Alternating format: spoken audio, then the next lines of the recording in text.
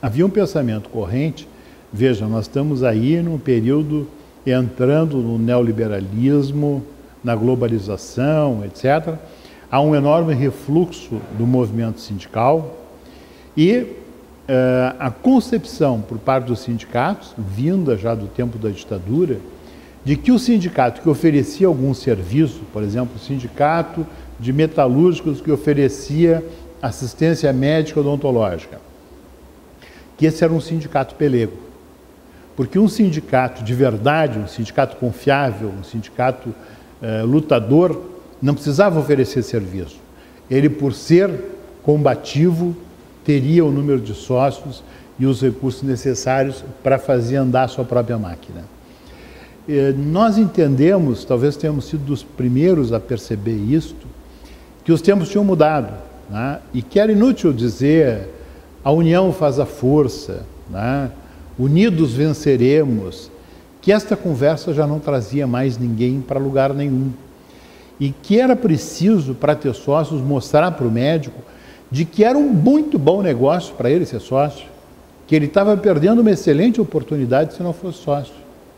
Então nós tínhamos, e a lógica disso era o seguinte: se tem demandas dos médicos, os médicos precisam de determinados serviços.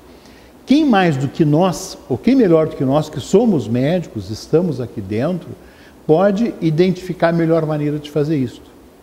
Esse foi o princípio que gerou a assistência jurídica gratuita do sindicato, né? E que quebrou uma empresa que era muito forte aqui, nessa ocasião, que era uma empresa que se dedicava exclusivamente a vender, como se fossem planos de saúde, né? Planos de proteção jurídica para médicos.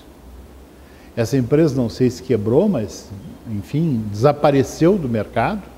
Era uma empresa muito forte, que vinha crescendo muito, e que foi a nossa grande concorrente. Nós lutamos muito contra essa empresa no início, porque ela tinha módulos de assistência jurídica. Então o médico pagava X por mês, preventivamente, como quem paga um plano de saúde para se adoecer, não ter despesa nenhuma, pagava todos os meses um X para que a empresa, ao final do período, fizesse o livro caixa. Pagava mais um outro módulo para, no caso, ser processado por uma prática.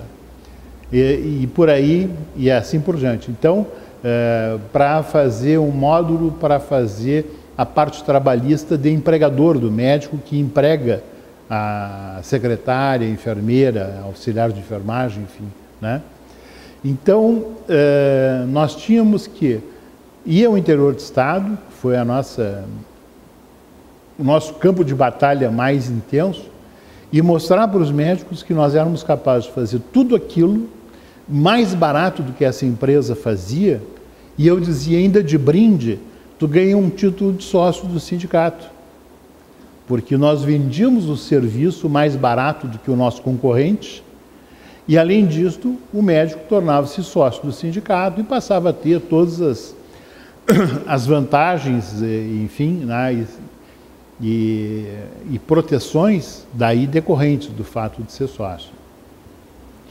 Então, nós partimos, acho que, de dois pontos. O primeiro, a identificação de quais eram as demandas, né? Saber o que o mercado... E eu uso uma linguagem empresarial porque, na verdade, a gente deu um cunho empresarial claro para o sindicato. Fomos execrados pelo país afora e pelo movimento sindical afora, como pelegos, porque o conceito que se tinha de sindicato nessa época era do sujeito que andava de sandália de couro e uma bolsa de couro com a franja, né? De preferência ambos feitos por ele mesmo.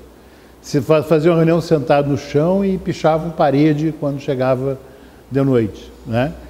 E nós passamos a dar para o sindicato uma visão empresarial de que, olha, nós temos condições de prestar bom serviço aos médicos e fazer uma luta sindical forte. Até prestar bons serviços nos arrecada recursos, traz associados recursos esses que são usados e continuam sendo usados até hoje para dar a face combativa do sindicato, né? Aqueles que não caminharam um pouco nesse sentido, os sindicatos que não caminharam um pouco nesse sentido, acabaram se esvaziando e a gente viu concentrações do Dia do Trabalhador, dia 1º de maio, em que centrais faziam sorteio de apartamentos e de automóveis para atrair os trabalhadores para participar de uma manifestação de 1º de maio, que hoje viraram shows de artistas conhecidos, etc. Então, que foi uma tentativa de procurar um caminho para dar sustentabilidade ao sindicato. Nós entendemos que o caminho não era esse, o caminho era prestar serviços, ser útil ao médico, e o médico, percebendo que faria um mau negócio se optasse pelo concorrente ou se ficasse fora desta oportunidade, ele decidisse se associar. E aí, de um lado, identificamos quais eram as demandas, né, o que faltava aos médicos. Isso já vinha lá da Associação dos Médicos do Hospital Conceição. Então, ali no Conceição, todo mundo tinha uma chateação de que quando precisava descontar um cheque no banco, tinha que atravessar o hospital, que tem pelo menos 2 quadras de dimensão, ir lá no pátio para conseguir entrar na fila do banco para descontar um cheque para ter dinheiro vivo, ou para fazer um depósito, né? E nós tínhamos uma secretária que ficava o tempo todo ali disponível, mais 2 estagiárias, acabamos colocando depois. Então, o que acontecia já no tempo da administração anterior? O presidente do sindicato, da associação médica naquela ocasião, né, o presidente da associação, quando precisava descontar um cheque no banco, fazia o cheque pedia para a guria. Disse, fulano, uma hora que estiver tranquilo aqui, passa ali e desconta esse cheque para mim. Bom, isso era a demanda do presidente da associação, era a demanda dos médicos. Se é bom para o presidente, é bom para todo mundo. Então passamos a oferecer isso como um serviço. Quem quisesse descontar cheque, nós tínhamos aquelas estagiárias ali, a guria pegava o cheque, ia lá, descontava, fazia, né, trazia.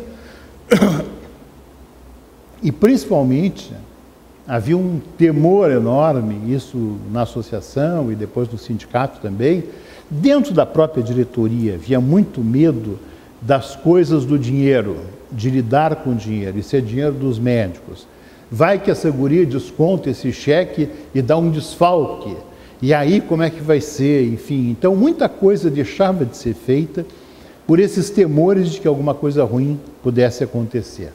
Só o que se provava absolutamente à prova de tudo, de qualquer falha, é que podia ser feito. Então, acho que teve também um pouco trouxemos esse tipo de percepção, né, do que o médico quer para prestar esse serviço, e acho que talvez muito de ousadia, muito de fazer o que os outros tinham medo de fazer. Eu sempre dizia, olha, confia no médico, porque ele não é um mau sujeito, ele faz as coisas certas. Nós tínhamos lá na Associação dos Médicos, todos os anos o médico tem que pagar a sua taxa de contribuição para o conselho, que é uma chateação, é uma guia, tem que ir no banco, não sei o que, etc. Tal.